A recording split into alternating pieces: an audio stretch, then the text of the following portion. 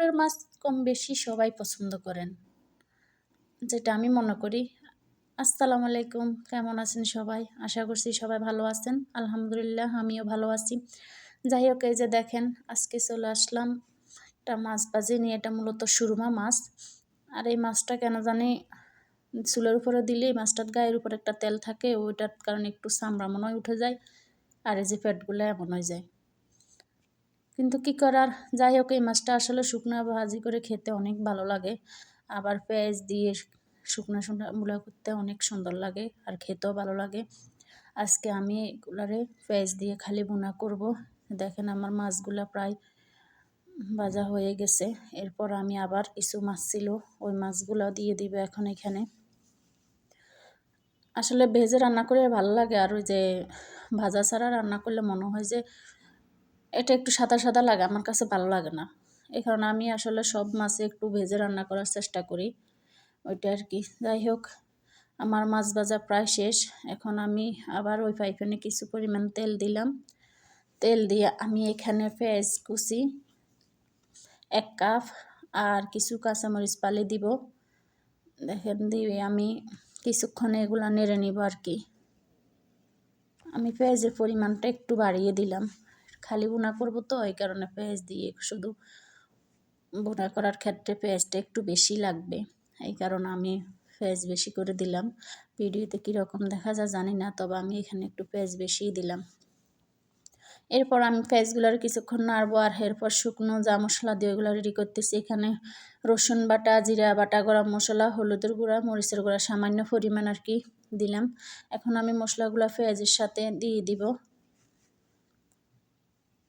দিয়ে আমি আবারও কিছুক্ষণ নাড়বো আর কি, পেঁয়াজের সাথে মশলাগুলো মিক্স করে নিব এটা আর কি। এই যে দেখেন মিক্স করে নিতেছি। আপনারা কে কীভাবে সুরমা মাছ খান কমেন্টে জানাবেন। তবে আমি আসলে প্রায় এভাবে রান্না করি, আবার মাঝে মাঝে শুধু শুকনা ভাজি করি। আমার পরিবারের সবাই আসলে শুকনা ভাজিটা ভালো লাগে, আর এটা তরকারি দিয়ে রান্না করার চাইতে এভাবে ভালো লাগে বেশি আর কি। আর এই কারণে আমার প্রায় সময় এভাবে রান্না করা হয় মাছটা। আর আমি অল্প পরিমাণে একটু পানি দিলাম এই মশলাগুলো কষিয়ে নেওয়ার জন্য। পেঁয়াজটা তো একটু নরম হয়েছে, আবার আর একটু নরম হওয়ার জন্য আর কি। এখন আমি এগুলা সব নেড়ে দিয়ে একটা ঢাকনা দিয়ে কিছুক্ষণ রেখে দিব, এটা কষানোর জন্য আর কি। দেখেন এরপর 5-6 মিনিট কষানোর পরে আমি এই যে দেখেন আবার ঢাকনা উঠিয়ে দেখতেছি আর কি কী অবস্থাতে আছে। দেখতেছি যে আমার মশলাগুলো কষানো হয়ে গেছে, তেল উপরে বেশি উঠেছে দেখতেছেন। এই আর কি। এখন এই পর্যায়ে আমি মাছগুলা সব একে একে দিয়ে দিব এখানে। দেখেন আমি এখন মাছগুলো দিয়ে দিতেছি এখানে মশলার সাথে। আসলে এখন তো মনে হয় বিপদে পড়লাম, এই কড়াইটা তো মাছ তো বেশি মনে হয় হবে না, এই যে হইতেছে না। প্রথমে আসলে একটু ভাবছিলাম যে হবে, কিন্তু এখন তো হইতেছে না, কি করার।